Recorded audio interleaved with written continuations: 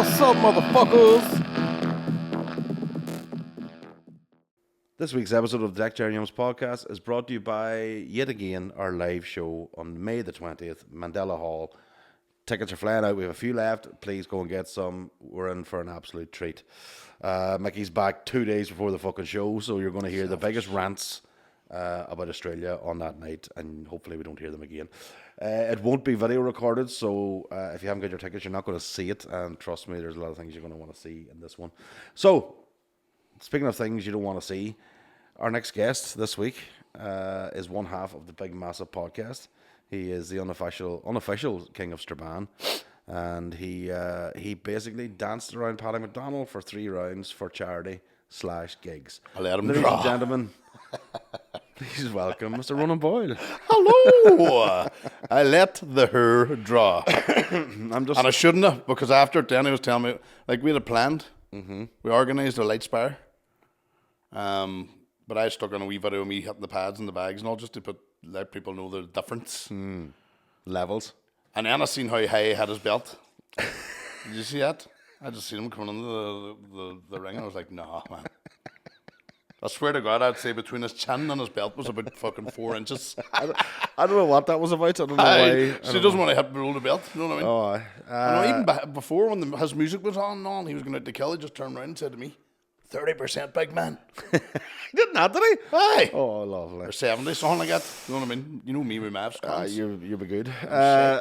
So, yes, I mean, you did get a bit of grief. Obviously, the people of Strabane weren't happy now. You didn't represent. Raging with me. Yeah. Raging. But what did they expect? You weren't going to go in there and bit fucking shit. You were ringside. You seen what I was at. You know, you were leading the fight. You could have easily. Now, I did notice, if you watch the video back, I did notice Paddy thought, oh, fuck, I might take this boy, and hit you a few digs, and you went, how long, Paddy, we minute? And you must have hit him like a 4. It must have been like a 4 or 5 punch combination. Just ding, ding. I broke his nose, he says. I was like, Paddy, stop misbehaving. So what I did was, I took it easy the first couple of rounds, because I said to Paddy, no, you can decide the pace of the fight. He was what I mean. I says, well, you decide, because if you go hard, yeah. And then whenever he was even in punching hard, or not hard, and at the stomach, I know how to protect all that, you see, because I did this fight before, and he was going dead on me at the sound, keep that up. I was just whispering in his ear, yes, here,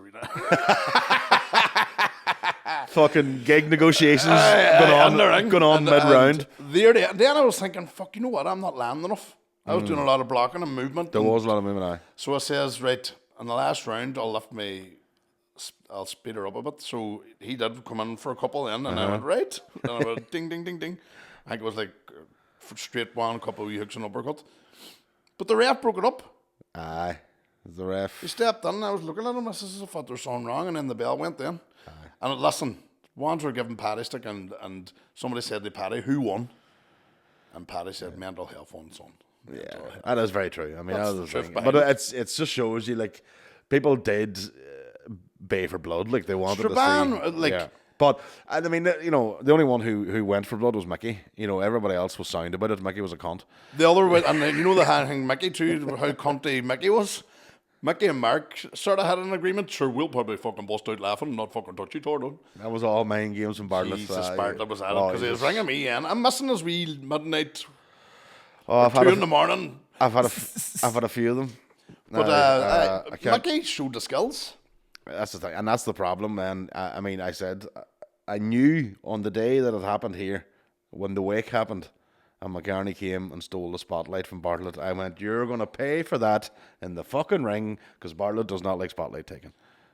And that was an hour of it, like. That was an hour. That's what I was going to say to you. That was the most relentless baiting I've ever seen Mickey get in all my life. Was McCartney in here for an hour? Brilliant. Oh man, brilliant. Story. And see, that's what I was going to say to you. It must feel like respite this last wee while. With No, Mickey not here. no. You can laugh yourself a 6-pack, man. No. Too much work when he's not here. Normally I just sit back. Normally I just have to sit back and laugh. Just go. But man, when he tries out like fucking 3 years worth of material in 45 minutes. That's what I'm saying. Is people going to fucking his listenership fucking dropped since No, it hasn't actually. But you do find that balance. Like there is that yin and yang. You know, you have to have that. These are a good combination. Yeah, but he does 90% of the work Because on the episodes. What kind of podcast listen if they're trying to outdo each other with funnies? Well, that's it. Yeah, and we can do that. We do it maybe off camera sometimes. My issue is, well, I don't think it's just my issue. I think it's most people's issue. Nobody's mind works as fast as Bartlett's. It's unreal. It's lightning. He's the comedian that actually intimidates me whenever when I see him up. Yeah. When you have goals to be a comedian, like. He's like, yeah. You're just like going. Is it possible to even get that level? Everybody's different, I suppose. Everyone's different style approach. and all that. But no, he's the most prolific out of all of us. I mean, he this has turned into fucking. I hope he's not listening to this because he'd be fucking loving it. But you know, he would do a new. He could do a new hour every 6 months, which is fucking. He had 2.5 hours last year. Remember? Disgusting. I had an hour after 10 years, and he does 2 hours. I'm 4 years, and I'm doing my hour. September. Yeah, it's mental. So I mean, but then again, like I said to him, if we swapped lives, if I had fuck all to do all day, like literally from I woke up until I had the gig that night at 9 o'clock. Of course you'd write fuck. Actually, you should be writing shitloads of material if you didn't have any. It'd be a problem. Where am I going to get my next fingerless gloves? Where am I going to get? Do you know what I mean? What the fuck am I What doing? lightsaber am I going to? What color lightsaber am I getting this time? See the thing about being the other thing too, that the argument to that is, and I think it was Jordan Robinson told me that he takes 2 baths a day. Hey Jordan, yeah. Do you know what I mean? I'm Space thinking, out. when you do nothing, you seem to do less. Yes. I think when you're motivated to do stuff, work and get in the way of this. Yeah. Like me and you work during the day as well as do podcasting and stand up and stuff like that. And other shows, you do the commitments. I do that Orange is the New Green stage show. So we're kept going, but I think there's something about somebody gets up in the morning and fucking goes at it. I would be a lazy fucker if I was just a stand up. I'd say. Do you know what happened? I happened to have a day last week where I was off work and I had a free day. I don't know what, Ruby was away for the afternoon or something, and I actually didn't know what to fucking do. My time has been so consumed with things. I was like, what? Like obviously I could smoke my brains out. Find something. But there was that. But moment. even at that point, even after there's no. Literally, I know even I will say this. There's only so much you can smoke. You know, after a while, you're thinking, what am I going to do now? I remember before I had Wayne's and all that, I remember rushing home from work on a Friday and then getting home and then looking around me with nothing to do. Because, like, it's been a long time since I was bored. Yeah. Like, bored, because of the kids and the jobs. And that's why it crept up to me so quickly last week, I think it was, because I've never been bored. Never bored. So then time to be bored. No time to be bored. So then the boredom kicks in. You're like, what the fuck am I going to do? What do people do now at this point? Do you just lie? Do you lie on the sofa? You do fuck all. Is that what? Absolutely. Like, I can't get my head. Not that I, like, as you can see, I'm not fucking like at the gym or anything like that. Running here. But it's just I'm usually doing something. It might be fucking. It might be writing, you're something to occupy yourself. It's usually the child or whatever the case may be. There's loads of things in that. So when the time stops, then you actually do have free time. You're like, I don't know what the fucking actually. Well, I would lie on my nags the whole fucking weekend if I got away with it. I don't know anybody would publicly allow that. I would I don't think in the house. That's what I mean. Even just in general, I don't think I should be. I'd answer the front door on them. I wouldn't give a fuck. I know you would. See, I've seen you in your nags before. That is the issue. I think the problem is most of your bands seeing your nags. Some even nagless. Donegal would get a wee taste too now and again. Did I not see a post up something about Poland? What happened in Poland was a different thing. Oh, that's all right. That's fine. I just seen a post up about it. There was 10 days in Poland. I took the pants off everybody else. Oh, I was the only one who kept pants on. Right. And then I just decorated the bar with like coat hangers and fucking vines, and it actually got to the stage where it was bad. Two or three boys went into the toilet, took their own underpants off, and came back and just handed. Well, how did you take off the rest? Wedgie, the whole lot of them. Wedgie. All right. Okay. That's if you look at them, they look like 1980s. Aye. No. Well, if you look at my Facebook, I put photos of my work. Excellent. Go and check out Boyle Comedy and you'll see.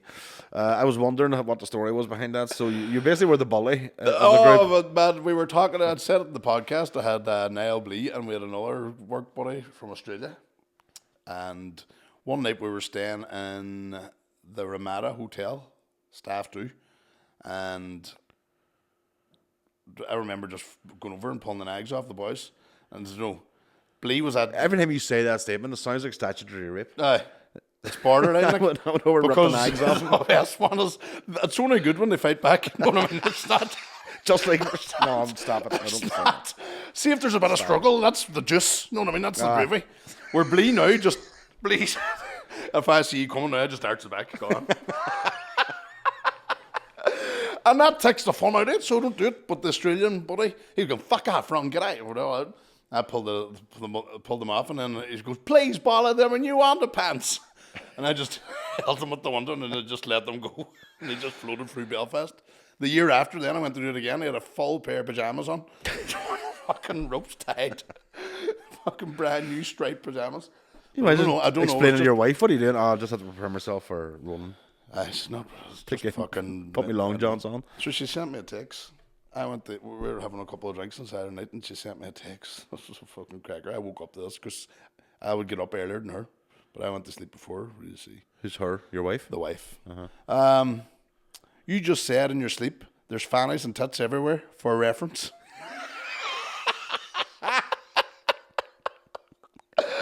And I'm like, what the fuck? Is that the actual quote there? Or That's what that's all she read. You just said in your sleep, and then and that's the quote? the quote For is, reference there's is included fannies in and tits everywhere. And then she just read for reference. Oh, right. And I just woke up then, right? Having a clue what it's about. But here, is that not just a factual statement? Aye. I don't know what I was dreaming of. Fucking sounded like a good one. I said Didn't even to my invite mate- me, you hear? I said it yesterday in the pod too. I was saying to my mate about it, and he goes, oh, fucking hell. He says, sure. He says, his woman woke up one time, fell out with him, and he was wondering what he did all day. He goes, what are you gonna, what are you so angry about? She says, I had a dream last night that you read my boss. I think that's not your fault. Yeah. He says, do you ever have a dream you give yourself blowjobs? No. Where are we going, miss? He goes, he says, I get up sometimes and for a couple of seconds I still think I can do it until I look down and see how far the distance is. I says, what do you mean? He says, man, I'm on the Xbox playing away, give myself a blowjob. Usually, I was going to say, it's usually projection, isn't it? Dreams are telling you what you're actually doing yourself. I didn't Google why I was shouting tits and fannies. There's just tits and in case fannies there's everywhere. some sort of fucking psychological damage going on there or something going on. Oh, there definitely is. Like, you don't want to open that fucking Pandora's box. Like, that won't be closed again. Most comedians are a wee bit Absolutely. fucking touched by an angel, to be honest. If they're not touched, they're not a good comedian. That seems to be the straight-laced boys are like, gone. It's like, fuck me. We were yes. even going for it. We're talking about the boxing night in Strabane. The podcast that we did straight after that had to be deleted. It was the abuse that wee cookie and all was giving me. And I think he's huffing that it wasn't asked on because he said to me that the last podcast you had all the whoever was on. Uh-huh. So he's huffing now. So if you Who's huffing? Wee cook. Who's he? Exactly. Was that the boy? The other? Oh, that's the other boy. Does the podcast? But does too? my sort of camera work and all that and recording. All right. Okay. I was thinking. He joins on the odd time too, if Blee's not there. I was thinking. No, we don't do producers. We only do the talent. Sorry. What did you say his name was? What did you say? No, Chef? cook. Chef, cook. We cook. If I had went through it, he listens to every podcast, you see. Right. So I had to give him a wee mention. Oh, fair play to him, wee critter. Listen, send us a wee message here, and sometime we'll send you on merch. You can. This is the gift we got last week, by the way. Who brought that on? That was from what he's complaining about, the girls from Wee Titbits. So there's a girls' podcast. You brought on both. I brought hosts? both of them on, but this is the difference. You see, the reason why I didn't bring both, they're both my friends, and this is the difference. Because we go back a long time, Connor. What do you call him again? Nigel Cock. Nigel Cock. I don't really know him, so that's why I didn't invite him on. But we do. We go back to 2000, and I'm going to say 2003 or 4. So that's 20 years ago. Well, I would be because we both worked with the travelling community. We did, yes. And one of my earliest memories of you was kicking me off a cliff. Now, Did you or did you not kick me? Now, I mean, ladies and gentlemen, was a massive cliff actually because we did 2 jumps. We did this orienteering, wet bouldering or whatever. wet bouldering? What the fuck's wet bouldering? Aye, it's a thing. So you need to be into the sort of stuff we do. Wet bouldering's like going out with the wetsuits and climbing up cliffs and all that there. Aye. We went to this. Rock climbing. No. Rock climbing's when you have the ropes and all that there. Is that what the official name for it is? Wet Bouldering, bouldering? so you're going through the water and up through caves That's and all not that what we were there. doing. I just called it rock climbing because we were climbing rocks. Wet bouldering. There was a couple of... But we were at the top of the big cliff. Yeah. And not only, like, you put... So the problem is, right, we're there as leaders. Leaders. We're there to set an example. So the I would example not- is you no. putting your size 10s No. in my fucking lower back. Balls. Who was the first to jump off? And there was a queer splash. Me. Nobody else would do it, so I jumped. No, but Right? the young boys were all... Were they not? They came. No, nobody Did would you do jump it. first? I jumped first, and then eventually when I jumped, that's when it sort of broke them all. They were like, "Oh, fuck, a fat man can do it. I can do it." By the time it took me to get round and it's fucking wet boulder myself back up to the top of the cliff, you were still standing there shaking You're yourself. talking 25 minutes here. And I was like, "Are you still haven't jumped?" And I was when making up songs and everything. I'll put on my helmet. I'll put on my gear. Yeah, and I'd put my foot in your I back. just put the fucking middle of my back, and I went down sort of face first too fast. And I know there's probably a wee bit of worry in your mind. You're like, whoa. Did I fuck? I pissed myself. So the only wee bit of worry was when there was like the 2 seconds waiting for you to resurface.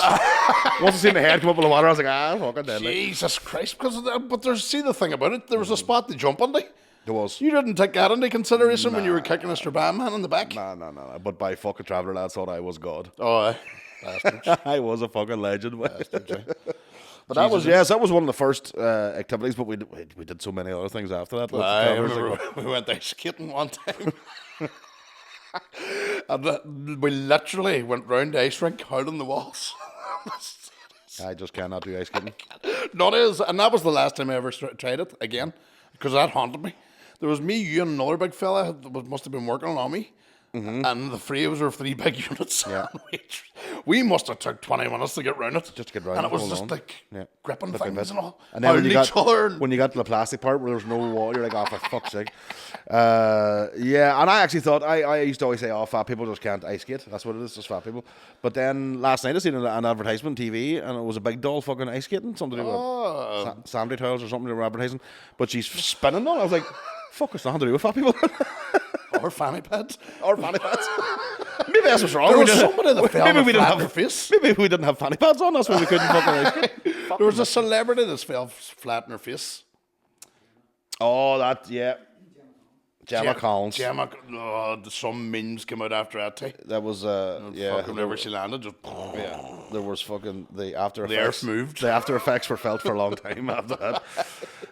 Yeah, so that was like, we did loads of stuff like that, and then you moved on then to more serious. So not that the travellers weren't serious, but you moved on then to sort of social work end of things, didn't you? Then? So not well. I'm a youth worker. I could never be a social worker. Fuck. No, but I mean, like you're in that sort of In that social field, care. I work, yeah. Now I do. So now I work with young ones in care. But with the travellers, there's so many stories. Like we've a couple of bits that we do about the travellers. I have a 2-hour show if I was allowed to tell If you it. want to. I just know I would be fucking chased out of the town. Ones rate themselves. Like, and listen, I love the travelling community, but when you work, and I was there 8 years. Like I remember landing on the sites and having steak for breakfast in one of the trailers. No, and the steak was fucking deep fried. I was going to say, it took the words out of my mouth. The only thing for breakfast is deep fried. Deep fried, I'm not correct. But I remember one day. Did you ever taste deep fried cornflakes? No. Mars bars I have. Remember one day I pulled up, and see when you're doing youth work, the best time to do youth work is driving actually. Because you can communicate with a young person. Oh, you get a conversation. No eye contact. Yeah. So I pulled up to, say, Tom's house. That narrows it down a bit. Exactly, that's weird. And Tom jumps into the car and he's got a big shiner. And I looked at him and says, what the hell happened to you? He says, oh, Ronan, my daddy, he hit me a box in the face. And I says, what for? He says, because I was caught stealing. And I went, well, he shouldn't have been stealing, but he shouldn't have hit you either. He was, Ronan, he didn't hit me for stealing. He hit me because I was caught stealing. Just like... Yeah. They rate themselves. Yeah, I was a belter. I was a belter. Different sets of morals and standards there. What work can I do now with him for the next 2 hours to send him back? Yeah. There was a couple I got, but there's great families in there. It's like every community. There's the hierarchy, and there's rich people, and there's poor, and there. Yeah. Remember one boy he was up every day getting his benefits filled in, the whole lot and all, and I had £1 million under his bed the whole time. Another boy got a whole big unit. Perfect unit because of the human rights, amenities, and you know, and the council came around to inspect it, and they had it filled with hay and a horse in it. That's some job there now.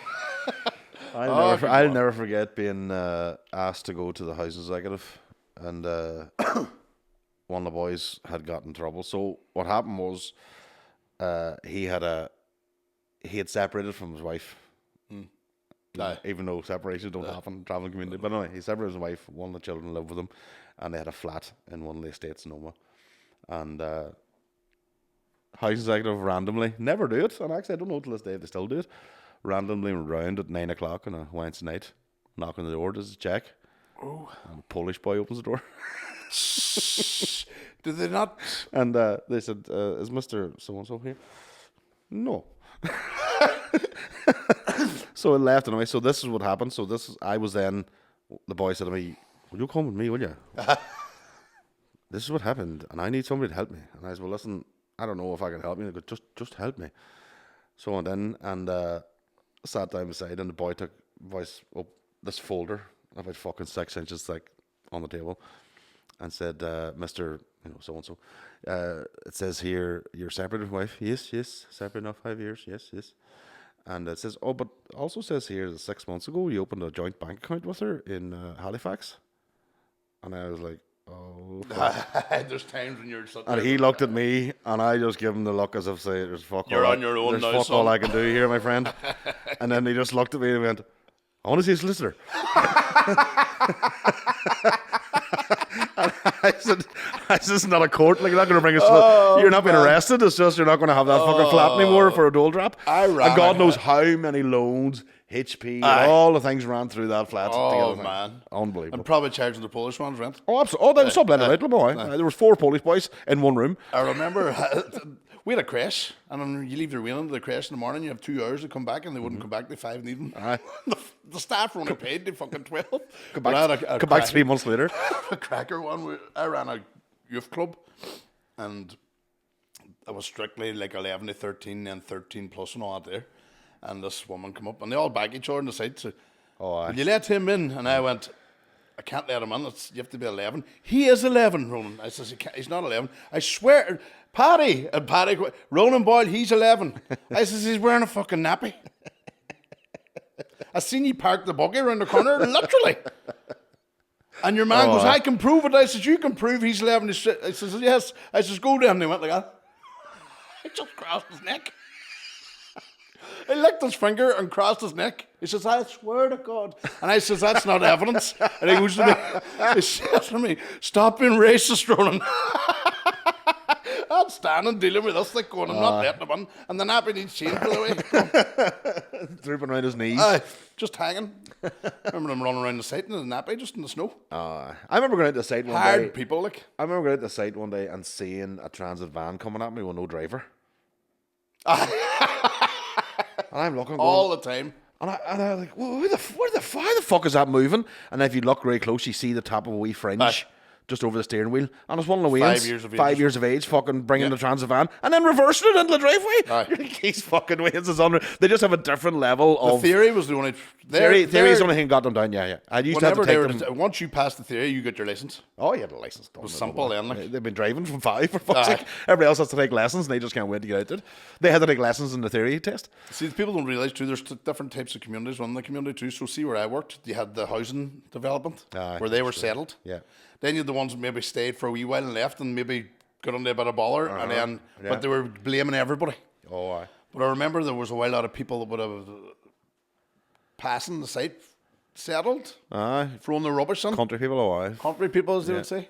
But I remember one day I was clearing up the site. I says, right, I'm going to go out and I had them nearly all cleared and this big brand new Jeep pulled in. And we're meant to be the support services. I had an old bucket of a car in the corner. And I was just cleaning the last wee bit and the next minute a big wet, dirty nappy just threw it in front of me. Pick that up. You know what I mean? You're just like... And it's like any community. There are scumbags in every community. That's what people want. But the vast majority are fine. It's just the scumbags makes out the rest of them are all they got and it's not. But yeah, that was always... So that, I mean, I was... So me and you were... I was coming up to you once a week at some time. We did a cracker big sculpture out in... That's right, the big horse. Well, we didn't do it, but yeah, we got it commissioned.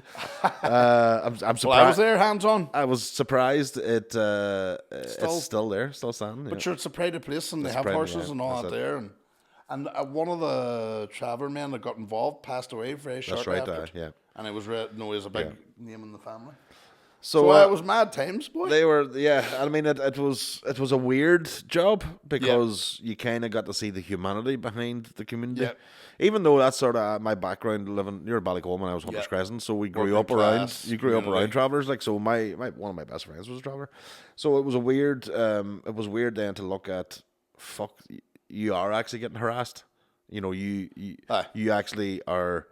Even though you may park wherever you want and all the rest, but it's because you don't care about the system because the system doesn't care about you. They don't, Exactly. And then, like, I have even travellers that are ashamed to say they can read when I was working with them. Yeah. They would pretend they couldn't read because it's one of their angles. You know what I mean? The survival mechanisms. Because they have. Do you know any traveller that filled in an application form for a job? Like, no, and they're not. Reality is, I remember when we were working it, there was a survey done, and it said it was in like a Northern Ireland Life and Times thing or whatever, and it said 80% of people wouldn't have a traveller as a friend, and 85% wouldn't work with a traveller.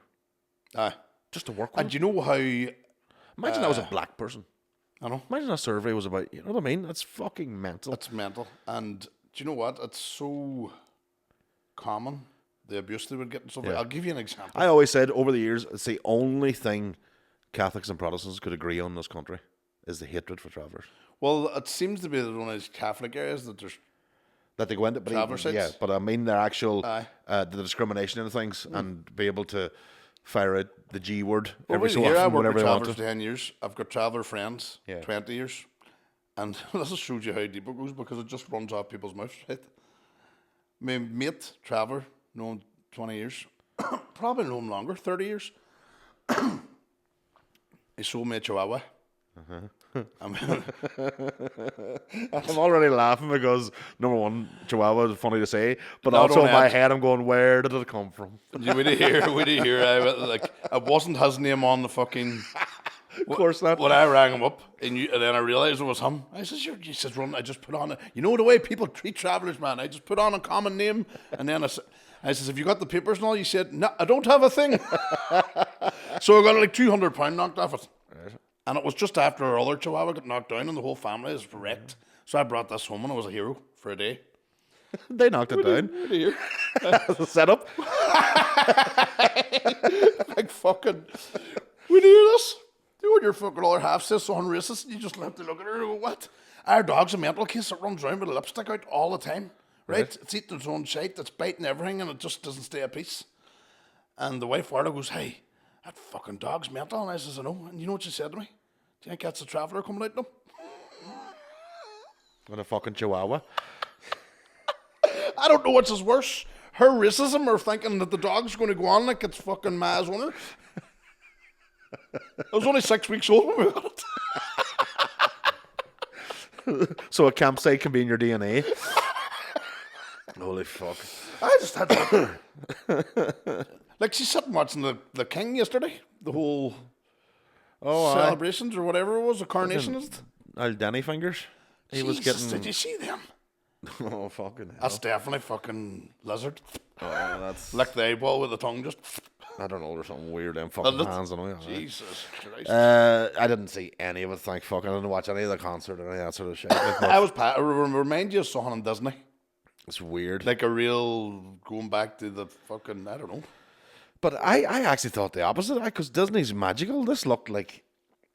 I remember seeing the invite being put up on Twitter, and I was like, it looks like it was made in Canva. This is an invitation to the coronation of the fucking British Empire, and it looks like some boy fired it out in the fucking morning. So see the old gold fucking, what do you call it, carriage, the horse and cart? Mm-hmm. It's really old, but it's got fucking electric windows and air conditioning. Oh, it's made looks like they're the 1700s. It's probably made out of fucking MDF. You know what I mean? Apparently he was caught saying this is shite. Well, this is born. We're always late. No, he's saying like Queen Camilla. Do you know anything about royals? Why was, when Queen Elizabeth was queen, Philip, was that the husband? Why was he not king? Because it wasn't his bloodline. He married into But Camilla's queen now. She's not actually. She's queen. She's Queen Camilla. Queen cohort. She would have been right. She's not actually. Yeah, just like he wasn't. Philip wasn't technically the king. But he was never called. But he was. King? Well, no, he was always stayed as prince. But she'll get queen, but not have the. Is England the only place that take their fucking royalty serious now? Is it or? Monaco? Well, the monarchies. I mean, Belgium. Is it Belgium? Belgium and Luxembourg? And there's quite a few places still have a monarchy, but I think I think they are all the same, as in they're only like face value. They don't have any power of. I don't know. Nearly I £1 don't. million to sort that out. I don't follow Put the a crown on. Yeah, I don't follow the monarchy. The problem is I'm a Republican, but not Republican. Irish Republican. Yeah, Republican. Not a fucking. Like my family. Not a Republican. Just My Republican. family is split down the middle with the Michelle O'Neill stuff. Is that right? Jesus Christ. No, I'm more of a Morrissey, like an English Republican. Somebody's anti-monarchy, but doesn't just basically. English heart. Yeah, Irish blood. fan of democracy. Probably Aye, not. so am I. But yeah, so I'm not a big fan of a bloodline being any better than mine. Which, let's be honest, probably not hard. Shouldn't to do, be like, but born on the. No, you should be based on your merits. Like but yeah, old sausage fingers. I don't know how long he's going to last. King Chuck. Probably about average 50, 60 more years. Probably. You don't have Lizards lizards. can live for fucking ever, can't they? They shed skin every 3 months. That's what there's something going on, man. Like, if you've got access to the best fucking doctors in the world and you can't sort them fat fingers out, what the fuck? I know. What's your? I just remember, every time I look at him, I just think of Mickey. Mickey's fingers what they got last year. Jesus, that's right. Fuck, they were bad too. They weren't fat and sausagey, but they were fucking looked like they were burnt. No, they couldn't walk at one stage. Do you remember? He did a boiler room. It might have been a double on one night, or it was 2 nights in a row. I felt sorry for the man. Hey, he had to sit down and put the feet up. And our first live podcast was in Daly's. Shout out to all the people who turned up to that. I had to stop the traffic outside Daly's. He had parked over at the bank. I had to stop the traffic to get him across the road. It was that slow. He couldn't. disabled just. He literally was disabled to get across the road. He couldn't. He wasn't able to get across unaided. And then when he went upstairs to the green room, he lay on the green room stage vertically. He couldn't put any weight in his feet, and then went out and fucking stormed the place like he wouldn't. The show must go on with the man. Unreal. I think I've told that before on here, but it'll always stick in my mind. The show mad. business, the show must go on. He's laying like literally vertical or horizontal on the fucking stage, cannot move, and then goes out. As long as you put him on the stool, he was away and he was gone. The worst tip Mickey ever gave me, or that I took from Mickey, he actually didn't give it to me. I asked him, did he ever do stand up with Hangover? He goes, oh, I fucking love it. I says, what? He says, I fucking love it, boy. He says, as soon as I go up, it disappears. So Big Balls here thought I'd try the same. Jesus. And then you realise, oh no, This is the worst day of my life. He's just an alcoholic. and the way he gets round that is because he's always hungover. That's why he's fucking. Jesus, sir, I did the. I don't know, it was in Belfast. Well, I wouldn't be stupid enough to get drunk before a gig, but if I was hungover and somebody put it on me, I just wouldn't be able to do it. I wouldn't be able to physically walk on stage. I'd be So I went to this gig, fucking. still a wee bit fucking, you know what I mean, all right, mugger. And then I got up there and it just hit me hard. I mean, where I didn't even want to talk to people. Which is kind of not good on stage at a comedy gig. Jesus, and if it wasn't for the mic stand, I would have tipped over. I swear to God. And I got up and just talked about me being, the wife's not speaking to me. I woke up on the carpet, face down. You need to be a pro. You need to be a pro at both the comedy and the drinking. To do that. And Bartlett he's both excelled at he's both. A brilliant he is a CEO in both levels of both categories. Yeah. But it's like people say to me, McCann's at me one time, do you prefer like performing stoned or not stoned? I was like, you don't know? Don't know, I've never done the other way. You name him McAwee. Shout out to Eamon doing his first hour. Hey, fair play to him. That's right, good man. Yeah, he's doing the Empire next week too. I think he's getting nice one. But I don't know how smokers do it. That would make me cry. I just wouldn't get out of the car. I'd huff and sit in the car and wouldn't get out. But that hangover was really close to it. No, hangover would be like bad, it was really bad hangover, and there was about 120 people in the room, and then I got called up. But the other sneaky thing about Bartlett too. He tries to lull you in like that. When he knows in reality the reason why it disappears when he starts is because he knows he can start drinking again when the gig's over. He's looking forward. So the excitement then is like, oh, I'm going to reward myself after doing such a great set. Fuck, he wasn't a bad. It was the worst I seen him with hangover. I heard. Still went up and killed. Oh, of course, yeah. I'm McCann. Does McCann just like lying down? I don't know. You do podcasts with McCann. He's just like he ended up in the Buddha pose at one point. He ended up on his fucking on his knees and all. He lay across two big tables in the kosh, just lying there, looking up. Just a fucking. Is it a sloth or a sloth? Sloth. Just lying down, looking for a place to lie. Yeah. Mickey was in a bad way too. I think it's something to do with his head. I think he has to let it You know, he has to get it to the ground, or else it Did you takes him see to the ground. the video of him and Geddes trying on the biggest hat he could find? No. So Geddes went and got this hat, far too big for his own head. Right. So he said the iron to try it on. Sir, nearly fucking cut the blood in his forehead. It's a wild. You can see the line where it was like, so he took it off and had to Geddes put it on, just fell on. It's a wild. And Geddes doesn't have a wee head. Like, No, it's a wild dome he has now. In fairness. That's the first thing I think people. He's got fuck a big all- head, but wee hands. and a wee brain. There's He's fuck got all wee in there. Jeremy Like, Beadle hands and all too. It's like, the brain's just rolling around in a stand-up category.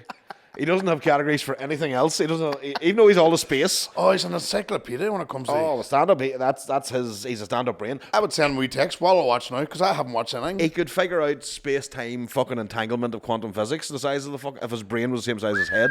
Oh, if it's, aye. No, it's only got space for stand-up, and that's it. And nothing else. He wouldn't even know his national insurance number, maybe. He doesn't have anything up there. But you need to know a bit. You need to know who the up-and-coming comedians are, or you need to know about hip-hop and that stuff. He's the fucking man. But Sends it you'd to you ask straight him away. for financial advice. He's not the man talking to. Directions? Yeah, morals, ethics. No, that's not. I don't know if you know this story, but about. Oh, we told it here before. Yeah. Fuck me. fucking unbelievable. That's the best one. Yeah, how you go to but I'd love to be like that, and then also in a way I would hate to be like that. I don't know which one I'd want to be. I'd You love just to like be. a wee sprinkle of it. I'd love to be that, not because But he's how not, did the whole car not know they were going to Strabane? because they're all they had typed in Charlie's, Charlie's Strabane, they and- just because it's Pat's Bar and Enniskillen, so they got it mixed up. Just That's 'cause they knew Pat's and Charlie's Charlie's. No, but they knew it was the name of a bar. Aye. And instead of like the only one who would know they're going the wrong way was McCann. They said he was sleeping, but that's an out. That's what did he get into the car at his house and just fall asleep? And didn't speak to nobody or say nothing to nobody. And he likes because- to hold court. Yeah, he likes to talk, and No. knowing what he's like, he'd want the fucking Bluetooth to the radio so he can play some tracks for you. But every person that carried at the boiler room before, there was nothing like. I'm bad, but I would have caught on that. Like, I brought him home from. He was using my studio for pods for a wee while till he got upgraded to doing his own on me Colin, which is flying. But I was leaving home one day and he goes, "Oh, we're near Oma. We're at the fucking factory when you drive into Oma." That was when he started recognising Oma. and didn't know somebody's driving. Even out. they go to Lavery's. I've gigged with him a few times doing Lavery's, and I have to have the sat nav right up to like the block away from Lavery's before he starts going, "Oh, right, now I know where I am." Oh, he knows one way in, one way out, and it's usually from the bus station in Europa up and back again. That's it. Because he doesn't drive, obviously. But I don't know, McCann. It's a different level of skill he has for lying down. He's brilliant stand-up. Oh, stand-up's fucking unreal. Like, yeah. Unreal. And is he doing Waterfront? Doing the Waterfront, yes, actually, by the way, June 24th. Make sure you get tickets for that. It's going to be fucking unreal, that, actually. I've been kicking it up in this last wee while. We did Dry Wet, remember you used to do? And then That's right, yeah. gigs seem to come on after that. And I think he's maybe coming back to Strabane to do the hour before he does the hour. Right, good Something like that. But, So, yes, the boiler room. So that's the other notch to your belt. So you're doing your stand-up and you do the Oranges and New Green, which is a play that you've written with your friend Niall Blee. But so the boiler room is a wee small room above Charlie's Bar in Strabane, not in Enniskillen, boys. And I mean, it's gathered up quite a reputation at this stage. I mean, I've played it a few times and it's fucking amazing. I'll tell you from The atmosphere in it, the sort of venue, the size, because it's so small, but it's packed, and it's I think the first full time you did of it, energy. when the lights went on, you went, "Is this a size?" That's right, I landed after the show had started, and even when you're on stage and you see the spotlight, you're not actually seeing where the spotlight is. Aye. So in my head, I'm like, "Fuck, Boyle told Looked me far away. Boyle told me this is 55, but it fucking feels like 120." Sounds like it too. And then the lights come on. I was like, "Holy fuck, is that all the size?" But it's just, yeah, it really does. So, how you been finding that? How you enjoying it? You were helping me a lot with it, I have to say. Like, my first sort of toe into comedy was about 7 years ago. You know, I was doing fucking pantos and shows and Strabanter and all that fucking crack. And you remember you trying to get me into comedy back in? Try it. And then you got me into comedy in. It's 4 years ago this month, I think. Is that what it is this month? It's mad flu, I'm like. But I remember the reason you were saying we're trying to get somebody to do well in the basement. That's where you had a club in the basement. Yeah. But it was like a stepping stone to dailies. If you do well in that, but ultimately you said to me, what we would love is somebody else to open a club somewhere else that's good. Yeah. And you identified me because I was doing the Strabanter for a few years. Yeah. Great following. Like we had 70,000 followers. There was like 1 million coming through the page every week. And I'm glad you did because I was going to do a Strabanter comedy night. No. Without ever doing stand-up. I know. And that would have been the biggest fuck-up of all. It would have been a one-night only thing. Yeah, so they would have came to see you first time, you'd have been shite. I would have been done. Because we all would have been, first time doing it, and then they would never come back. Didn't know about like even the basic stuff that people get wrong in a lot of places I go around. Just looking at the proper room, looking at the sound. Fucking lights and sound. Lighting and sound. Fuck me. Seating arrangements too. Some of the things are some people so have, like, simple. Backs to their fucking stage and no stage, or I just took on board all that stuff and then I went and looked for the right room. Now I love Charlie's to be 3 times the size, but or twice the size, but it's something about it. That's the thing, and people sometimes say that about dailies. You know, imagine if he's had a 250 seater, and I'm like, but it would take away the magic of it. It would take away. That's why I'm not moving from there. Sort of exclusivity of you get to see the gig, you're going to see it here. You'll never see this person in a smaller venue as this because we usually get pretty good headliners. Well, one of our big compliments is it's like dailies. Yeah, well, that's always. And there isn't a comedian that did it that doesn't love it. Yeah. Like I made a mistake. This is shows you like how new I am to stand up too because I'm the resident MC. But Kieran Bartlett did a double last Friday, so we started at 7, finished at 9 then, and the first show I probably did my best MC set. You know when you just crack with the audience and Kieran come on, every act killed, and the roof was just normal top quality boiler room like. Noise, even Kieran was going, you fucking people are just mental down here. Mm-hmm. He came off and he was looking at me going, that was like, and what happened was the sound sort of fucked up a bit, so the crowd all left, but I was in that still show mode. Yes. So see when the next group came in, I treated it like it was just after a break. Yes. Not realising this is them fresh in. It's brand new, yeah. Nobody's coming Brand around new twice, show. like, yeah. But I just got up and I thought the energy was the same, and it wasn't. What happened too is about 15 people didn't show because of that whole there was an accident. handling. Yeah. But you learn something every time, don't you? Every time. If you do a gig or run a gig or sometimes even if you're just there as a performer watching a gig, if you don't learn something that night, give it up. Because there's always something. Always. There's so many, and it could be the most minuscule, smallest fucking detail, but it's amazing how it can change an entire show. And people don't realise when you run a show, so you want to make sure the venue's right, the light and the sound. Yeah. Then you're wanting your audience to be happy. You want the acts coming in to be comfortable. Yeah. And then you have to deal with all that, and then deal with maybe hecklers and people that are too drunk. Then you have to get up and be funny. You have to get up and be funny, yeah. Do you know, so, and then you're the editor, the writer, the actor, Yeah. I try and do this last wee while I've tried in dailies, because I used to hate this back in the day where I'm the MC, but I'm also the showrunner. And I would have, at that time, I would have been running with Chrissy, but he wouldn't go up to people and ask them to move. So I had to go and move people. They would tut at you, didn't want to move. Like, oh, fuck. And you had to go on, please go up near the front and blah, blah. And then after moving them, you have to go up there and to make them laugh. That's and then not going to work. When you go up on stage, yay! And they're like, oh, there's that fat fucker made me move earlier on. You know, and you can't, you have to separate. Sort of happened to me at the weekend. One of the fighters, I was MC at a fighting event in the Millennium Forum, and there was a few. At the start, it wasn't packed. So the first fight, there's 18 fights. There's nobody there. People know when the title fights come on, then it fills up. But one of the trainers come over and says, "Will you make an announcement the next time you go up? They tell people they stop coaching from the sides." And I was like, "What?" He says, "There's too many people shouting from the sides. What to do?" And no. And I was thinking, if the place was bunged, I didn't do it anyway. I wasn't getting up there. That's a weird request. Imagine me, the MC, keeping the energy high and all, and going, That's by the way, that's like an into fucking Anfield or Old Trafford going, here, lads, don't be telling the players what to do. Don't be telling them they fucking. And every single, and like, you know, you see a stadium going, shoot, and they're all like, don't be telling them what to do. That's exactly what I thought when I said it to me. So I just let them go on and didn't. And I seen them over telling them all them because they were in the VIP seats and they can shout what they want. I'm not going to. You wouldn't censor that. It wouldn't have been good. And the worst thing is, if you had said that, if I had been there, all I would have done after that is coach.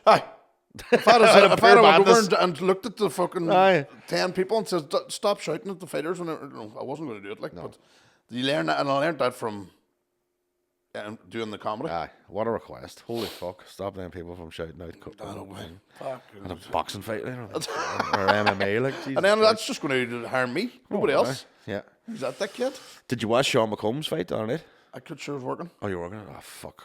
Unreal. 10 rounds, you went. I know. I know he won on his defend his European title and stuff like that. What a man! I didn't know he was fluent Irish. Eh? Aye, yeah. That was a shock. That was a...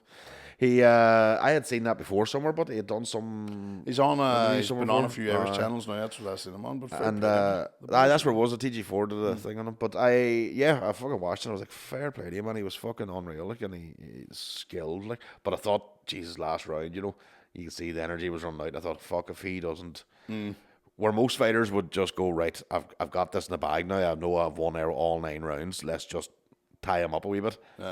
But he didn't. I thought, fuck, you could, you know, your energy is so He's low. going to get a world title shot now. I fucking hope so. He deserves it. Like, When's this going out? It'll be next week. Well, good. Well, this week to patrons, but next week to. Because like the comedians got together and got him some. I'll just because he was our coach during the fucking comedian boxing Valentine night thing. So we just sat together and got him. It's a cracker. So you just spoiled the surprise there. Well, that's brilliant. Well done, Ronan. That's excellent. Never tell Boyle fucking anything. Telephone, teletext, and tell me. So here, how's Big Massive going? That's not your knob I'm talking about. That's your podcast. We're like a fucking cult. I mean, cult following. I'd say we're cult of cunts. 2,000 a week. Oh, lovely. Okay, happy days. Yeah, nice one. Not compared to yours. But it's Many listeners. Well, I'll tell you what. enough. I'm doing. No, actually, we don't have enough. Please, yeah. The Big Massive podcast, and we could do it more. What we do, we're getting enough out of our patrons that can pay our cameraman and the venue. That's where we're at too. Now, I know people are going to slag us, and I know it looks awful and fucking, it's not how we can do, but we're in a serious transition mode of trying to find a permanent space where we can get a set and we can be at a table Your and we can posters be up back to, we want to get that. So bear with us and apologies for having to look through this, but please don't get rid of your Patreon. Do you just have sponsors? Because of no sponsorship. The only sponsor we have is our patrons. So we don't because we love our patrons and we don't want to have to make them suffer through. But if you get more money, you can probably produce a better show. And you hear that, folks? He's telling you what to do. Come and be Same a with patron. us too. We're in a shed, like I'm in a glamping pod. It's actually nice. It looks all right. Yours actually is lovely. It's a cool wee spot, but it's just we wouldn't be able to set up too much of the cameras now. It's a bit tight for that. But no, well, sure, your man Neil that does your cameras. 2.5 years now. Your man Neil that does the cameras week. for you, he'd be good, like. Aye. He'd sort that out, like. Your man Cockle, what do you call him? Cocky? Neil Cookeroo. I might change him and I get somebody else. Well, if he's your cameraman, I mean, there's sometimes when I think, Jesus Christ, sort out that camera work. Mark's the cameraman. Is he? Might as well. But what was I going to say? 2.5 years now, sir. Is that how long it is? That's right. She copied us. That's right. So that was just a couple of weeks after we started. That's right. Fucking hell, I had the poor man's deck chair Yumz, eh? Fucking That's before I went to Turkey and got the up. That was the double E. Everybody, he got all my fat clothes, by the way, when I lost a bit of weight. Hey, sure, I'm back up to 17 stone. No, I have style. He's running around my Liverpool tops on and everything. Just because I'm fat doesn't mean I can't be fucking fashionable. I'm a Rangers supporter. So I mean, it's 2.5 years. It's mad because we're both sort You of must kind be 3.5. He's not. we were 3 years in January there, so yeah, coming up to 3.25. But so it's you find a lot of people obviously now in Strabane especially would know more familiar with you than they should be because of the podcast.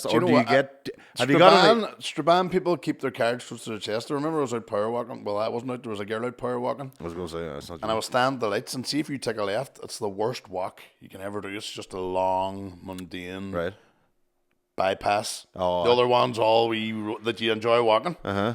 And she just took her around. I'm listening to you right now, she says. I went, aye. And then I wasn't going to walk with her. So I just went, so I'm going this way. And she went, I had to do the big, long, hateful walk. Because there's a few ones they get. There's boys you stand doing a piss in the fucking toilets and they start talking about an episode. You don't know clue. I think you're more exotic when you go away, but when you're in Derry or something, people will be more complimentary about it. We don't have. I don't think very few people know or listen to our podcast. That's or Lurgan, our 2 hometowns. Fuckers, what's wrong? We have 2 in Vietnam. Shout out. We some random places, but we don't. it's only it happened to us one time because me and Mickey are very rarely seen together unless we're gigging together. Outside of this, it's not often we'll be at the Use your headline on that too, so you don't be alone. Yeah, so too many we don't be in gigs too many gigs together. So to see us is a rarity out and about. So it happened one night in Belfast, and the guy coming along fucking just went white and went, "Oh my Laurel god!" and and held up held up the phone. Aye. I was like, "I'm listening to you." And it was just mad. pure chance. Like it was just what are the chances of that? But And I was the Kosh is another comedy club opened up in Derry. It's flying too. fucking plug city here. Fuck. But I was just going to say, a boy come over after and says, "Man, never stop doing the pod. It keeps me going with mental health and all that." And it was around my age. We do get a lot of that, and I have to say to all our listeners, we love hearing about that because a lot of people do say to us, it does get them through. Because we know, as much as we say, please come and be a patron, we also know there's a fucking cost of living crisis going on. Things are fucking extortionate. Do you get complaints whenever you miss a couple of weeks? We The try. lazy ones you do? We don't miss any weeks. We really don't, even when he's But you know away. what? I think when you do, it can really. Well, it's not only. I mean, I know myself. If you're in a routine of listening to a podcast, you want to see it, hear it each week. But no, we do complain about needing more patrons, and that's just because we want to make this as big as we can. But we also are well aware that it's there for free for people, and that's why we'll never take that away. Like we could be dicks and just go patron only. And you'd have to pay to hear it, but then that's not the point of it. It never was the point of it. Money wasn't the option, or the reason. But It wouldn't be like he's Connor. Wouldn't be like Do you know what I mean? There's no point in changing your whole. Even so, if you are listening and you don't have any money, that's fucking fine. Just please go and send us a wee review or a wee 5-star click on Spotify or wherever you get your thing. Send in a wee review because that costs you fuck all. There you are. That's my plug for the That's week. your plug now. But if you have loads of money, top tier, on. then you get to Straight see into the big massive podcast. and you get to see this fucking awful set of tits. Oh man, sure, that's what I'm saying. 17 stone. Me went to Turkey and all. Went to Turkey, paid thousands so he could eat more. And they didn't tell me you can still eat crisps and sweets as much as the old days. Like I'm my element at night eating. I did put a fucking. Well, I was 23 stone. Right, well, that's Still 5 stone later, but Yeah, still. it's creeping up. If you like you can see that the fat bastards in there trying to get out. Like I'm fucked. Like I am done. There's like a box of awesome oinks came yesterday. oh, that's the night or yesterday. They didn't make it through tonight. No, it's a box. That'll do me 2 nights. What's in it? Awesome oinks. What's that? The crisps. Aye, but how many bags? 48. You ate many bags last night. No, I would add about maybe 8 or 12. You know what I mean? It So wouldn't the be that fat many, person, whenever fat people tell you 8 or 12, you have to add that, double that up. I know. 24? Well, no. I don't know what me. I used to sleep. I remember going downstairs at night, still sleeping. I need a full bag of potato cheese down there with my eyes closed. Fucking no time to open my eyes. Like went back without smelly breath on the bed. No Oh, bother. lovely. Very best. No, I wouldn't need that many. But fuck, I tell you, I don't know what my record is, but I would love to sit down and actually try and see. If People used to say to me, "How much do you eat at night?" Because that's where I says I did meeting. I says I couldn't tell you what I ate, but I could tell you the time I started and the time I finished. Aye. So I would start say at 11 and graze, and I'm at 2 o'clock in the morning, man, before I go to my bed. If I'm up at 8, as long as I give me 6 hours. But I could constantly eat from 11 to 2. Excellent. And it's just bags of crisps and sweets and fucking ice cream and need That's- to wash it down my Smarties. You know what I mean? That's my kind of intermittent fasting. Because you just drink coffee all day. All day, yeah. There's a wild lot of big units that people go, when do they eat? Because it doesn't seem like it's at night. And then you're lying on it. Yeah. I'm a secret eater, like. You can't do it. And you deny. You're No, I sneaky. never deny. I mean, that's You the don't thing. have to mention it. I've because talked about it in the podcast here before, going, I'm under no illusion, like. I'm not sitting here going, You've one of them circus fucking mirrors. I wonder Every day what you're it looking is. I wonder what's making me over. I don't know. I don't get it. That's the people that's like me. Must be my big bones or something. Fuck off. They were just about showing Channel 4 where they sent the detectives It's after. the awesome oinks. That's what's doing it. Did you ever see that one? What's that? There's a show on TV, The Year Would Eat. Oh, right, okay, yeah. And the guy said, the jazz them trim. I don't fucking hardly touch it. It says I'd for 2 meals a day. All this crack. So they follow him. Right. And as on the way home, he's going in the McDonald's and then eating. And then he went into his bin and they checked to see what he's eating. They're like 4 times more. What I said. For some reason, he's just looking at his lunch, dinner, and I know. You can't outrun the Mars bar, like. Nah. But what happens too is you stay that you. I've been this size since I was 20. So what was happening to me, because I used to fight, right? So I fought middleweight, heavyweight, light heavyweight, and super heavyweight. And every fight I have, I put 5 stone after it on, right? So what happened? So say I was fighting at 14 stone, I could get back up to fucking 19 like that. Very easy. I could get it off again quick too. But I think, and I don't know if there's a science behind it, but I think if you train a lot, and then you stop or slow down, and then you just go up and up. So my weight wasn't. I think that's what happened to me after my boxing career. You know, whenever I was at my Tyrone peak, and Ulster, mid-Ulster champion. Mid-Ulster novice champion, and when I retired, then after being undefeated, I think then that's when. Is that what your slurs and all are coming from? But that's when I think the pounds started creeping. No, but you've always been that sort of size, different hairdos, but. What's with the hands? Where I was like, what the fuck's this about? Just say it. You've always been fat. Aye. No, but you've always been. I was going up and up. I wasn't going to stop. Like I was. I genuinely think. What weight? I think I went up a stone a year. Your wage from when I was 11. Weighed your age. I weighed my age. Until I got to 21. Now, 22 was a good year now. 22 was a good year. 22 was the year I went, why are you not getting fatter? I don't know. Do you know what it means? I never go past that. That's the threshold. You don't exercise? Don't get me wrong. I'm fucking huge. But I never have went past that. And you don't exercise? No, you don't. Why are you thinking about it? Well, I just moment there. Because I was wondering, do you know how much chasing Ruby around the kitchen? I was going to say I'm on my feet all the time. I'm fucking walking. I'd love to count my steps following the fucking child. I'd love to see what the workout is of my reflexes of fucking dodging things. I'm constantly fucking moving. The Matrix. Aye, fucking moving all around the place. So I was going on up and up and up. Right. And then I could lose half a stone, and then I was putting a stone back on, and I was just frustrated. Yeah, it's not going to work like that. So off I went. But did you hear about this new Jag you can get? It's terrible. It doesn't work. Did you try it? I know people who have. Fucking all the women in the country are on it. They keep it in the fridge and all. Don't know. It's all I know is that I've seen all these people getting skinny, and I was going, how the fuck? Some of my wife's family had tried it, but again, it's all short-term fads. Like, aye. And I know other people. That's why you're on it, that you're not hungry. I know other people like yourself who have went and got the gastric sleeve stuff, whatever. But they say themselves, yes, it's a physical surgery, but it doesn't deal with mental. No. You know, the mental, and that's my issue. Is mental. It's all mentally, like. Especially if you're fucking 42 years fatness, and then all of a sudden you can't eat. Like when you're, it's like when you go to take a bite of a sandwich, someone goes, fuck. I was like.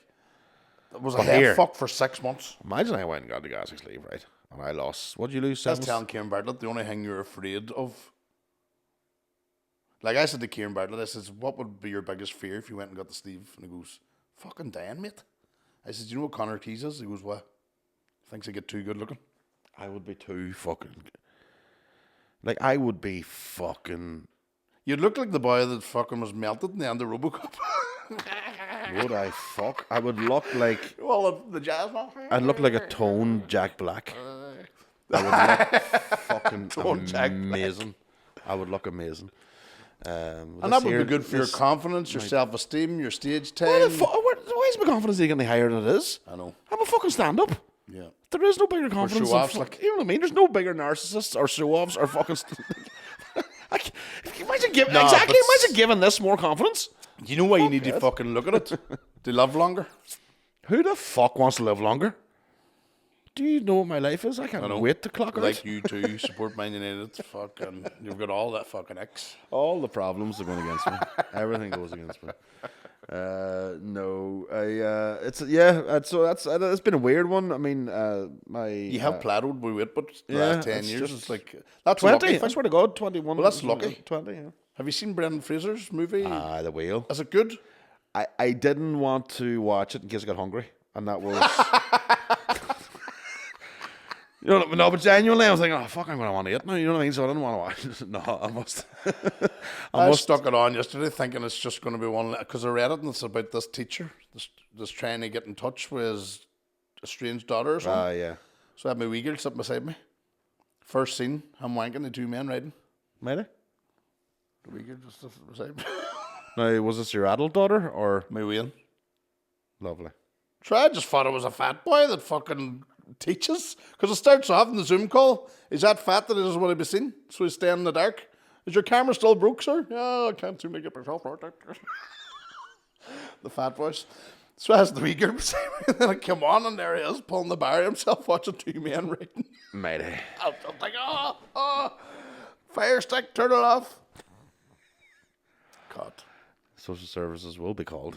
Yeah. There should be warning for things like that. You know what I mean? Not in the fire stick. No, they might even know. What do you- Sometimes what do you you- go and they watch Peter Pan as a full-blown blue movie. What do you mean the fire stick? Now, what are you talking about? Are you talking about You just illegal subscribe stuff? then. No, you. Oh, subscribing to watch it on a streaming service? Yeah, that's the way Don't it is. do Yeah. Red Diesel either, folks. It's Yeah. bad for the car. Yeah, it's terrible for the car.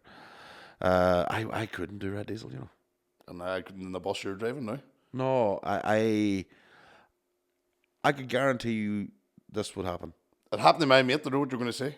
First time he did it. Anything that happens will happen to me. I'll pull in, I'll fill it up, I'll drive out, and there'll be a fucking checkpoint 100 yards away.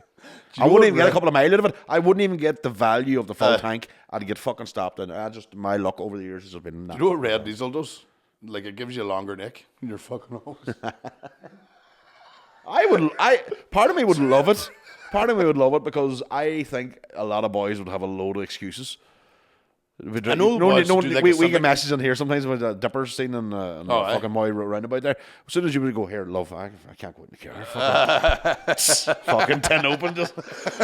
I can't drive. Sure, the fucking dippers out in the road. There's 6 boys all throw in £100 each, and if they're caught, they pay the. There's a few social clubs that get up around the rural areas of Oma as well. I think Carrickmore has a wee fund that they do to help out each other. It's just the price of living nowadays. That's it. I mean, you do what you fucking could. Like. That's why I just keep a bucket of dung in the boot of the car. Just Just in case I'm farming. flux capacitor. Gilly gilly. Here we come. So then we do have questions now. How long have we done there? Was he actually? Jeepers. So we have. I asked for questions. I was late on the batter. I didn't get them up until this morning. So apologies for that, everybody. So I think we have 1.5 questions, but right, a few here. So. Right, who should Conor defend his unbeaten boxing championship against? Prove once and for all he is the best. Kieran Bartlett. I'd rather take Mickey. Might get punch your face in. You think I'd? Geddes, you and Geddes. I would fight Geddes, Fucking Geddes got serious legs on him, sir. He came down to do it was a couple of weeks ago, we did the water room. I was walking with the shorts up like that, and it was just like 2 fucking mountains coming He's to me. a fucking beast. Like, Isn't he is he? a beast. But not only a beast, an agile beast. Aye. That fucker cartwheeled in front of me one day, and I was like, how the He's fuck? athletic. How is that physically possible? Compared to fucking me? Aaron. or oh, fuck. You know what I mean? He's a big... McCann would do a cartwheel and just What would was stop. his excuse not to do the boxing? Because everybody's saying a big unit there and all, and nobody even says, let's ask him. I was like, Nah, there'd be no hand-eye coordination. There'd be no, no. And then if you imagine you're fighting him, no matter you could swing a punch way out here, you still hit him. The fucking head's that big. What a fucking target! Do you know what I mean? No, it wouldn't worth it. do you know what? He should fight fucking Kieran Bartlett. Kieran's got the wee arms, he's got the big head. He's the big head. I would have liked to have done it this time, but It'll not happen again. I don't think it'll happen again. No. I So think that it's Shane a- and all got their. It's a Colin flash. says that when he was at it, he wanted to do it.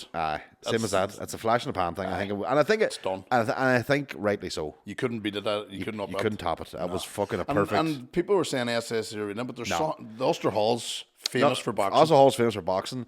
People are people because they're people. They're not involved in the business, so they don't know that if you go to SSA Arena, then you're digging into hiring big screens, then you're hiring a bigger production agency, then money comes out for the charity, more money comes out. You know, so Charity probably wouldn't get much more. it's not going to be it's not going to work. And we put it out. We streamed it as well. And it was streamed in there, so okay. Right, question for both of you: how do you react when a punter makes suggestions about an improvement to a gag? Is it a step over the line or welcomed? And for Boyle, who would you want to see doing a set in the boiler room most apart from me? That's fucking James Mr. Man. Good man, Jim. Is that James McGuire said that? That's our boy James. I know he's James Mr. Man, but I know it's our boy Jim. Yeah. Right, who would you? Comedian. If a comedian respected come up and says, "Hey, well, you know what? Anybody, if they went, Do you know what I would stick at? I wouldn't, if somebody said to that joke shite, here's what I would say. Aye. There's a lot If somebody came with an addition as I was opposed to standing an in Asda one amendment, day and a guy come up and says, here, you're doing a stand-up. I says, I know, I can give you some tips, I says, did you do it yourself? He goes, never did it in my life, but hey, I love it. He says, I'll tell you even better, see when I drink whiskey, I get very inspirational. He says, so I'll have a few whiskies in the night, you send me ideas, and I'll have the jokes for you in the morning. They were shite jokes. that's the equivalent of going, listen, I've never played football before. But I watch United every weekend. And if you need me to go and do coaching, just let me know and I'll come in. Same as that. I was just like, what? No, if somebody come up and said, I think I say if it's an additional line as opposed to an amendment, if they could say, oh, you could add this on, Aye. But if somebody says take that one out and no, but a comedian doing it, absolutely. I do it a lot to Or people. a friend. I would never say to somebody that's shite, but I'd always say to somebody, oh, you missed a wee call back there, Aye. or you missed, and it even happened to me recently with Murphy. It was just when I said to me, I was like, oh fuck. I was like, Do you know what it is? It's sometimes like it takes fresh ears to listen to. Crosswords. You ever sit and fucking go, I know. what the fuck? And then And somebody somebody just says it. walking past with their tea going, aye, Jupiter, or whatever. It's usually me, because you're usually colouring in. Right, so you would argue. Stay inside the lines. Who would you most want to see doing a set in the Boiler Room the most? So obviously you've had I've had all the local names, but who else would you? Anybody down south or? Tommy Tiernan, fuck, I'd be dreaming. Well, fuck, everybody will take Tiernan, like. Jesus, what was the rules? Well, I mean, What's the rules to who I can pick, Connor? realistically, who would you get? Fuck, I would say I don't Tommy think that Tiernan was too. realistic. With Bally Conley, fuck me. I don't think. I don't think Tiernan's Who? realistic for anybody. I wouldn't mind Chris Kent coming up and doing a wee set. Chris is fucking amazing. I love Chris Kent. That's the thing about these clubs, Daly's, Boiler Room, the Kosh. People need to start realising that we're bringing quality every time. Yeah. A lot of people look for the big names. And I think it was Andrew Ryan actually says in the last Boiler Room, he says, you need to take a chance on new musicians, new comedians. Yeah. Because they all start somewhere. And like Chris is massive down south. Oh yeah, But it's not the same name up here. But I'm trying to get. he will be like. Chris is doing. If you don't know Chris Kent, but if you went to see Frankie Boyle, he was Frankie's support act in Belfast there about a month ago for 3 nights, and apparently fucking stormed every night. He's doing the Kosh for me, and he's looking at Strabane as well. So it's possible that I'll get him. Who else? I've got like. I felt this last year and a half. We're a year and a half running now, and once we get the ball rolling, we've got everybody that I wished on my wish list. Yeah. So now we're going beyond. Do you know what I mean? So what happened now is that Big Fenton Harvey runs Mahara Felt, and me and him run the Kosh between us. We might set up a thing where comedians might get 3 nights in a row. Yeah, it works better for you. You might be able to get a Scottish act over, an English act over, because they can stay for 3 nights and make it financially worthwhile. Yeah. But yeah, I mean, and that is our problem. And I know this as a promoter as well, is that we're veering into a celebrity club as opposed to a comedy club. Yeah. Because somebody said to me recently, he was like, "Oh fuck, your man Paddy McDonald. Hey, I fucking love him. I'd love to. Why did you never get him?" And I was like, "Paddy McDonald's been coming to Dailies for 12 fucking years." Somebody said he that has to been me, coming for a long, long time. I don't believe you. In this town, I was like, in this fucking town. But the thing is, you didn't know him. You didn't know who he was.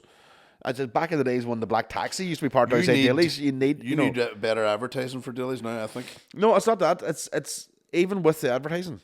But don't go to town. People don't turn up unless it's a well-known headline name that they know locally.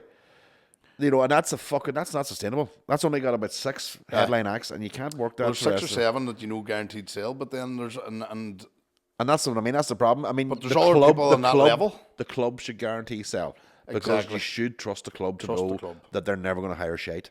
Yeah, they're always going to get the acts in that are of decent quality.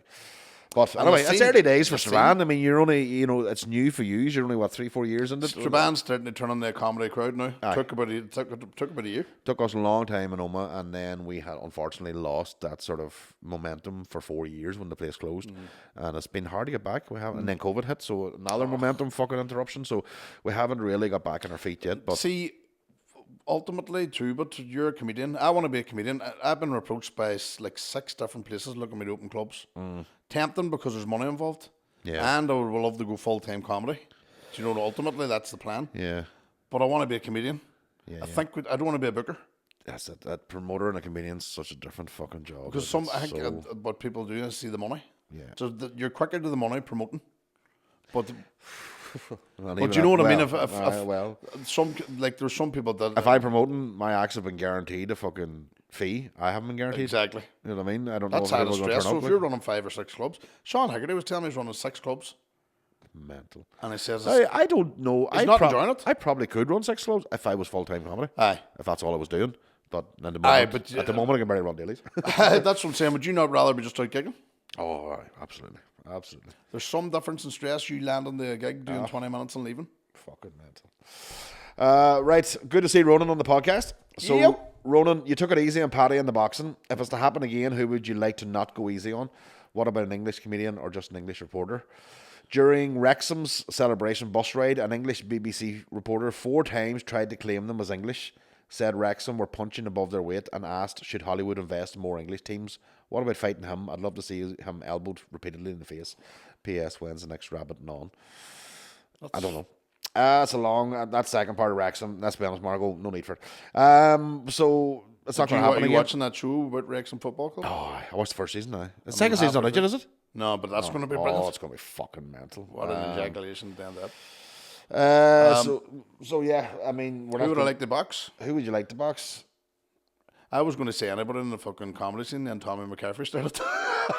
Like, for fuck's sake. Yeah. Next thing, I was the hardest man in comedy until he landed. next thing, Tyrone McKenna will be doing it too, and you're Fuck's like, sake. fucking hell, boys, back I off. know Like, way. Stay in your lane, you bastards. stay in your own ring. Yeah, Keep out of my ring, will you? I don't know who you would be good at. I think you can get us. Actually, would be quite a good. We were on about it yeah. the last time we were together. So. Or I would love to see you fight William Thompson. I'd punch William. That's what I mean, just a bit. I'd be William and Paddy together. There's one of you. I just had this vision of it's the end of the dwarfs. William trying to do the sleeper holding up in the fucking. Right. What Northern Ireland sports could entice a Hollywood investment? Northern Ireland. Somebody asked me, would you let your son play for Northern Ireland? I said, would I? Fuck. Football? They shite at it. Show the family up. Yeah. Well, I don't know. I mean, are we going to see fucking Owen Rose Gaelic Club being fucking taken over by fucking Robert De Niro? You know what I mean? What's happening? Is it going down that route now? Or GA clubs are going to be the next thing? Is going to They're be the third, investment by Hollywood? Like they're doing some that fame of your man. What do you call the boy that does Deadpool? Ryan Reynolds. He's Is made that that- famous? Boyle doesn't know his name. Aye, but that's me. You know what? Do you know what? That's what I was saying when see Strabane when I'm doing So crowd work. basically, what you're saying is never take you to a quiz. No, see when I'm doing crowd work, I'll and some ask somebody their name, instantly forget it. Instantly. Say it And, back. and see Strabane's even worse. Say it back to them. I recognise everybody's face, so I can't go, what's your name? For 2 reasons. I should know them. You know what I mean? I know them 10 years. I actually said to a girl at the last gig, what's your name? She goes, you know my name? And I didn't. Oh my god! But I know her. It's like, I've looked it up. It's like a Did you put it in? touch of dyslexia. All right, it's actually. I actually did the dyslexia test, came back, just that I'm dopey. Nothing wrong with me. But, Right. Morning, gents. Ronan, seen you in dailies for Paddy's tour. Top class, big man. Loved it. Is there any politicians or big names you'd love to just wheel the head off just because they need some manners bit into them? Connor, unreal as always. Sir, seen you and chatting to you in Lavery's. Here you have a massive road trip to go on. 5 or 6 hour drive. Which other 3 NI comedians is taking that road trip for the ultimate crack? Ronan's answer 2, please. Okay, so we have to put that's each other shit there. to fill up there. So, any politicians or big names you'd love to just wheel the head off because they need some manners bit into them? Is Jamie Bryson a politician? He thinks he is. We had a Hoover, it sounded like him. Called it Jamie Dyson. Where'd you steal that from? I heard that before. That's mine's. It is. You heard me say it on stage, son. Maybe that's what it was. But I never, there's that freeway now. I'm never using it again. It's gone now. Shit, that's right. Right, so 5 or 6 hour drive. Which other NI comedians is taking road track ultimate crack? We'll have to put the 3 boys on. You Who? and Mickey. Uh, Tread fucking carefully here, son. yeah, no, absolutely. I'd love to go on a 5 or 6 hour drive with you. Me drunk. Me and Mickey drunk. Oh, you fuck. driving. Shivers When down I my was a back. doorman, my worst nightmare coming up the road would have been me drunk. Oh, I would say that. It's like, fuck. I would definitely take Mickey, obviously, for Aye. just the pure badness. That's three, so yourself, and then one other. I would probably, for the pure crack of it, I would just have probably like the Paddy McGahey, who, because then he could take over because he doesn't drink, so he could drive home. There you go. I like the idea of Big Kieran Bartlett too, because Oh, aye. a lot of my comedy, he's like a fucking genius at everything else. Now he's like 2 doctorates, is he? He's a PhD in something. Journalism and history, is it? Some mental history, like Roman fucking history. I don't know. He's a smart boy. I know. Smart boy, great crack, and And then he can rant like fuck because he's so grumpy. It's deadly. He's got everything you need. Mate. But it's mad that his on stage persona's nothing like in real life. No, he's an absolute Gentleman, like. real gentleman. I'm going on his podcast next weekend. Right, I had myself a wee bit of verbal vitamins. I had a wee bit of herbal vitamins the other night with a friend. He was off his face pretty soon, and it didn't do anything for me at all. That is twice now that I've had a wee smoke, and it worked for the other people, and I sat there sober as a judge, a real judge, not those Oma alcos. So my question is, am I immune, or is all the green around Oma shit? I don't know. I don't smoke green around Oma. We would need to sample to give you. But what happens? There's some people that have just better Tolerance, like tolerance, definitely. Yeah, I wouldn't class, what they consumed and what you consumed wouldn't have the same effect depending on, and you have to depend on circumstances. Are you tired? Are you hungry? As all those things come into play. So yeah, I don't know. It's individually tailored, doesn't it? Absolutely, yeah. Do what I do and go for the third joint. See if that finishes her off. That's me crying. Oh, lovely. Well, lads, hope you're keeping well. Ronan, is there a topic or a particular conspiracy you'd love Connor to cover on Just Rabbit and On? Aliens. Oh, right, okay. Which Yeah, ones? there's definitely aliens. Like, Which ones? I'm convinced. The Arcturians or the Dracos or the fucking... There you go. I love this sitting and chat about that, or pick your The brain. Dracos about are supposed to be the Actually, I sent the- you a text. Would you come and do a podcast with us about that kind of stuff? That would have been aliens, like. well, I remember I was going to go on it, and then what do you call the other fella, Nathan, that does the thing Nathan with you? Cooks. He was like, "Oh, Connor Keys never gets anything right." So I thought, "Oh well, I'll not go anywhere near that." And he's getting sacked, too. And he brings nothing to the fucking game. Not a fucking thing. Like What's the point? zero time. He don't like, and even these are on video. How many times have we mentioned Nigel in this fucking pod? And he sometimes he's in front of the camera, and you're thinking, "Look at this shit." Fuck with like that. fuck too. Oh, does he? It's just wearing Just shorts all and them pants fitness shit, you know what I mean? Eating squatting fucking and, kale and all that quinoa cunt. That's what he is, just a fucking. So, right. Any midlife crisis cliches either of you are looking forward to in the distant future? New sports or cars or hobbies? I had my midlife crisis when I was 22. I think. Your body clock was. I Like, was hurry up. old before my time. Unfortunately, I've always been old. Well, I've swapped vodka for red wine this last 2 years. I don't know if that's a midlife crisis or an intervention. Intervention, Yes, Connor. that would be. You know me with the vodka in me. Aye. Everybody in Strabane knows me with the vodka in me. Like, I'm just You a are the self-named, because you told me this name for yourself. You're a social hand grenade. social hand grenade. Yeah. Share, Just that, share literally that among you. put them into a I've social red bars, gathering like. and just let it loose. And it's going to... I have to speak to every single fucker in the place. You'll see people with shrapnel Headlocks. injuries 3 weeks later still. And you're walking around, you see my underpants. But red wine, I can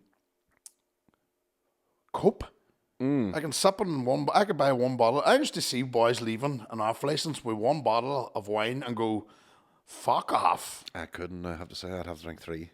Well, no. See red wine. If you can, from the first sip, you get a buzz, warms your cockles straight away, and Right. you're just in good form, and you get up with no hangover. And I like doing a wee bit of gaming now. I've started getting into that, where me and about 4 of the mates play the golf. Right? And it's so relaxing. So I'll tell you what happened to me. First couple of big gigs where I smashed it, where it really went well. I went in the rip after it, thinking I was going to reach them heights again, and you'll never do it. No. And it actually annoys you because you wake up with a hangover then, and you're in bad form, and it's ruined the buzz you got from. So what I like to do now is do the complete. See if I'm gigging all weekend, I have a Saturday and Sunday off, and the pants. Do you know? Yep. chill out, relax. Sex, drugs, or alcohol will never give you the buzz of stand-up set going well. So that's the thing. As you say, you're trying to chase that. That's why Barton's always trying to chase that buzz, and it's not going to happen. Like, Never, ever happen. And in fairness to him, he is consistent in his attempts to replicate it. But yeah, no, there's no chance. I mean, as for I'm not a. I love you, Mickey. I'm not a car lover. I don't like cars. I'm not really into motors or See my car? you know what I mean. I'm the not really. Car, it's called. I'm not really. Yeah. So there's going to be none of You that. like your there's car gonna because of the comforts, going to gigs and. Yeah, like for traveling. Yeah, but that's it. There's But you like it because it plays your music and your whatever. Like, see, before I didn't have a radio or not in my old car. No, I like it because it's automatic too. When you're driving, you automatic too, you lazy bastard. When you're driving long distances on the motorway and all that, it's just literally cruise control, just sit there. You know. No, I wouldn't. Jesus, never. No, not a fucking chance. Not in the fucking M1. Fuck's sake, in America, boys used to drive with one leg out the window. Automatic, just fucking. Some women did it too. No, there's gonna be no way of any. There's gonna be no motorbikes or what I mean. I'm not gonna be into that shit. There's none of that fucking. I'm not even gonna buy a leather jacket. I know a guy that runs out Strabane with a leather. He's got all the motorbike gear, but no motorbike. They're fucking waiting for the helmet to go on him. Hell's Angels in the back and all. I think I don't know if you call this a midlife crisis. Alicia sent this question. Alicia, you know the crack. I do have this love of squirrels now and stuff. So I mean that could be class. Squirrels. Like I've got a wee squirrel cafe and a wee swing. I bought a squirrel swing, by the way, to add to the cafe. Squirrel? A squirrel, yeah. Like the wee... Like an animal? Like a rat with a fucking thick tail? Don't you fucking dare. That's a rodent, like? It's a fucking That's squirrel. not the wee red one that you see in the Dick and Dora books. They're cunts. It's a grey... They're the cunts? They're the cunts. They're the national park heroes? They might be, but that's only because they're English too, aren't they? They have an English accent? No, it's because they're deep state squirrels, that's what they are. They're what? They're deep state what squirrels. Are you? What's yours? Yours more run around telegraph fucking pole sighting things? Sammy is my mate, right? And he's... Oh, you have him named? Yeah, well, obviously don't listen to podcasts, but Sammy has been, and he's... What about the bird that squeals at you? We thought it died last year, and I'm starting to get worried that it has, because I've popped my nuts out, and what about your dick? And no, he doesn't like eating that. And then is that the old Hunter Crescent nuts through the fucking fence board? That's it. Then so I've no and he hasn't come at any of my nuts. No. So I'm a fear because a hibernation should have been up about 3 or 4 weeks ago. No, see. All right, to recap for people who don't listen like Ronan, there was a flat squirrel about 50 yards up the road from my house last year. Squashed. You drove over it? No. But I seen it in the road and I thought, no, it's not Sammy. And then I got into the house and sure as fuck, there was no food at that day. And I thought, fuck, maybe it is Sammy. Oh, he would come back to no one. Not from the dead, no. But then he did appear. So I was like, right, it's definitely not him that was dead. Anyway, because he's definitely over there. But then I just put the nuts out again, and I bought him a swing. And you have to put sad music in the back of this. No, but I bought him a swing, right? And I thought, fuck it. Once hibernation's over, you're going to come out. You're going to be fucking buzzing. You need a wee bit of activity, get the blood circulation going. He's been fucking holed up in a wee hole for how long? And the swing's out there. The nuts are on it. That's magpies only. Magpies only. Is that the magpie that goes on like fucking Ruby? No, there's a bird in the wee bunch of trees behind our house, and I don't know. Maybe it is a magpie. Do you know what it might be? It might be the fucking edibles that you fucking pin in the middle of the night, and these fucking magpies and wee birds and dead fucking squirrels are chatting to you. I have non-stoner. I have non-stoner friends who confirm it for me when they're there. Dr. fucking Doodle. I do little, like a fairness, but it's, there's definitely a squirrel, or not, there's a bird in the back of my house that is now replicating the squeal that Ruby makes. Yeah. And so when Ruby is away with the care or whatever, so you're down getting respite down the bottom. I'll be down having respite with my verbal vitamins, and next thing I'll hear the squeal and go, oh fuck, she's back early, and then I go, it's the fucking bird. So as we know, birds can mimic everything, and that's what this bird has done. And the squirrel's playing dead all week in the fucking road. I don't know. And if I find out he's left me for somebody else, somebody's bedroom slipper now. If he has left me for somebody else, I'd rather have him dead than... Oh, you're just liking this individual squirrel. It's not squirrels in general. No, so one squirrel. If I find that he's went somewhere else, I'd rather he was flattened by a fucking tractor than cheating on me with somebody else's nuts. See, I mean, Like my nuts are my my nuts are the only nuts he should have in his mouth. Do you know what I mean? There should be nobody else involved. Yeah. But he's not fucking appearing, and I don't know if that's a... Maybe it's your nuts. I had thought, are my nuts stale? I genuinely thought that. When was the last time you actually... No, because I bought a bag of them, right? And... But they were at a shop. It was like a spar shop. What colour's the shaft? And I'll be able to tell you if the nuts are steel. Well, it's shaft coloured. But they're genuinely, I bought them and I thought, because it was a wee shitty shop. It wasn't like a big B&M that has a fresh flow of nuts all the time. I thought, maybe. Are these fucking nuts, have they been sitting here from last year? Maybe he's got an acquired taste. And he's not liking them. And I don't know. I'm very concerned. Worried. This whole conversation's definitely an indicator of midlife crisis. Is it? Must be. Or just being at one with nature. Ace Ventura, just fucking key version. Yeah. But anyway, I'll let you know. I'll keep you posted on that because I know that's what you want to find out. Yeah. But have you any midlife crisis you can think of? No, or I don't know. Your whole life's just a crisis. Yeah. Same as myself. I'm trying to straighten everything up. I went through all the fucking rough. Yeah, same as that. I had my Everything's midlife. happened to That's me what I'm not joking. I had my midlife crisis when I was 22. Like, everything else after that now is just... I had everything. All the bad things that happened to you when you're young happened. Now I'm getting over it. Comedy helps it. Sure, look at you now. I know. Huh? Look at you now. Thanks. In the business we call show. Right, ladies and gentlemen, thank you very much for listening. Ronan Boyle, thank you very much for coming along. Thank you very much for inviting me. Took you long tell Nathan Coolidge, whatever his name is, the other boy that does the thing. Nigel McCubbry. Tell him, listen, when he gets talented, give us a shout. And but until then, thank you very much, and go and listen to the Big Massive podcast. Go and get tickets for Mandela Hall 20th of May next Saturday, or if you're listening to this for free, it's this Saturday. And tickets somewhere available. I'll be somewhere in the audience. You'll be in the audience. It's going to be fucking mental. So wasn't even invited backstage anyway. Go. Thank you very much, everybody. Listen back. We'll be back next week with our last guest of this intermittent break, and then the week after that, Monsieur Bartlett. We miss you, Mickey. He will return from going down under to coming up here to Fentanyl. Sure, I mean, what more would you want? From Sydney to Fentanyl. We have an actual live podcast happening on fuck up, Boyle. You're fucking plugged enough now. You know what I mean? And what date was it there? Was it the 14th of July? 2 days after 12th. I'll be out with my orange. Your Maz is good now, in fairness. I've got William and Mickey coming as guests too, so. Excellent, right. Good show. Buy ours first. Once our show's over, then go and get this cunt's fucking tickets. And as for Norman Cookside, this beside you, you could... Is he going to be... Normal cock? I mean... Does he have to be there? The live one? I need guys to do the plug things in and all. You know what I mean? I suppose you need technical help, maybe. Right, well, at least that's there anyway, so lucky you're covered. Okay. Thanks, everybody. See you Thank next you. week.